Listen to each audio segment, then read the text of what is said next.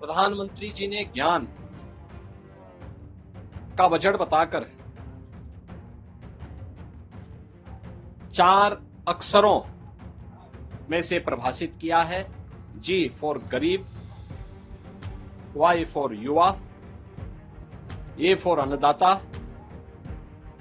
और N for नारी शक्ति। मध्यम आय वर्ग के लिए राहत देते हुए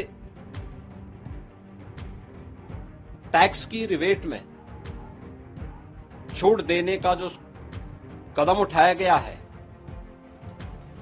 ये सभी स्वागत योग्य हैं। उत्तर प्रदेश के मुख्यमंत्री योगी आदित्यनाथ ने केंद्रीय बजट पर बोलते हुए उसकी सराहना की। उन्होंने सराहना करते हुए कहा कि यह बजट देश को $5 ट्रिलियन की अर्थव्यवस्था की ओर ले जाएगा। वहीं मुख्यमंत्री योगी आदित्यनाथ ने आगे कहा कि इस बजट से मातृशक्ति और समाज के अंतिम पंक्ति के सभी वर्गों के उत्थान का मार्ग प्रशस्त हो रहा है। आम बजट में आगामी 5 वर्षों में 5 लाख महिलाओं, अनुसूचित जाति और जनजाति वर्ग के उद्यमियों को 2 करोड़ रुपए तक का टर्म लोन देने की योजना उनके सशक्तिकरण, आत्मनिर्भरता और समृद्धि की दिशा में एक महत्वपूर्ण कदम है। आम बजट स्वस्थ भारत, सुरक्षित भारत की जीवंत झांकी है। इस बजट में आगामी 3 वर्षों में सभी जनपदीय अस्पतालों में डे केयर कैंसर सेंटर की स्थापना का प्रावधान है। निसंदेह इस निर्णय से आम जन को बेहतर स्वास्थ्य सुविधा का लाभ प्राप्त होगा। केंद्रीय वित्त मंत्री श्रीमती निर्मला सीतारमण जी ने आज देश की संसद में देश का 2025-26 का आम बजट प्रस्तुत किया है। यह आम बजट विकसित भारत के संकल्प को साकार करने के लिए उठाए गए ठोस कदमों की एक आधारशिला है। प्रधानमंत्री जी ने ज्ञान का बजट बताकर 4 अक्षरों में से परिभाषित किया है। जी फॉर गरीब, वाई फॉर युवा, ए फॉर अन्नदाता और एन फॉर नारी शक्ति। यानी इन 4 महत्वपूर्ण आयामों को ध्यान में रख करके एक विकसित भारत के लिए आत्मनिर्भर भारत का निर्माण करना है। प्रधानमंत्री जी के नेतृत्व में पिछले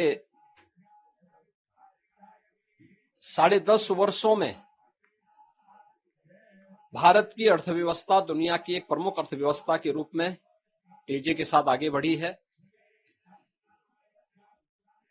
इस बजट से अर्थव्यवस्था को एक नई उड़ान मिलेगी। राज्यों के इंफ्रास्ट्रक्चर पर ध्यान देने के लिए जो ब्याज मुक्त लोन देने का प्रावधान किया गया है, मध्यम आय वर्ग के लिए राहत देते हुए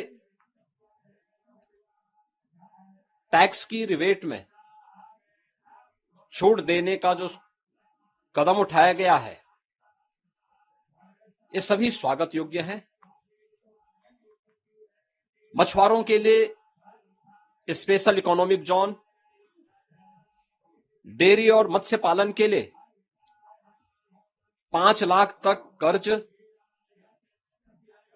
सस्ते ब्याज पर किसानों को कर्ज, कपास प्रोडक्शन मिशन, सब्जी फल की पैदावार बढ़ाने पर बल और आंगनबाड़ी 2 प्रोग्राम के ऐलान की घोषणा गरीबों को, किसानों को और महिलाओं के लिए अत्यंत लाभकारी साबित होंगे।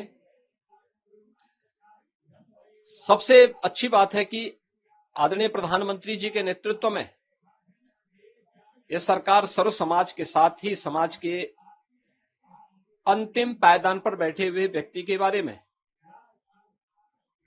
पूरी प्रतिबद्धता के साथ कार्य कर रही है।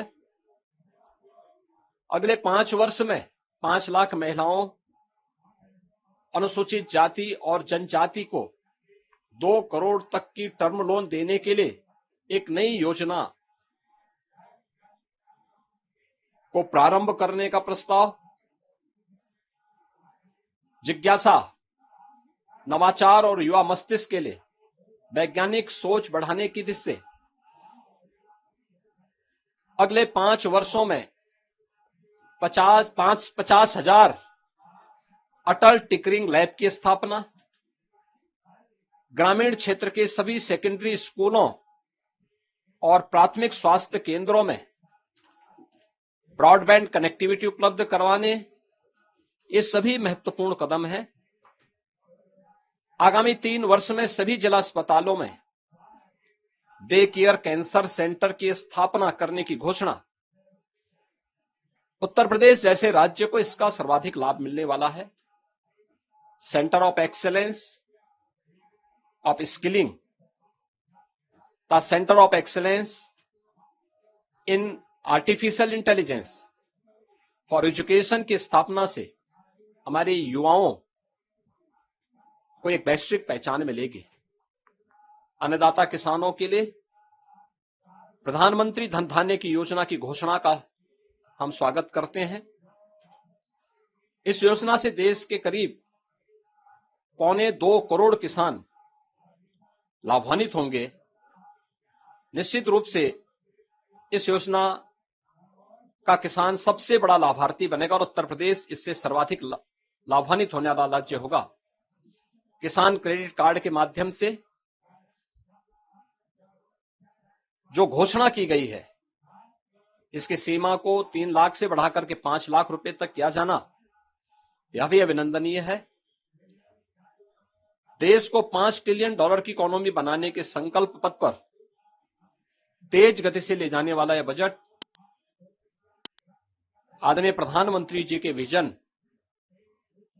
को और आगे तेजी के साथ बढ़ाने का, तीसरे टर्म में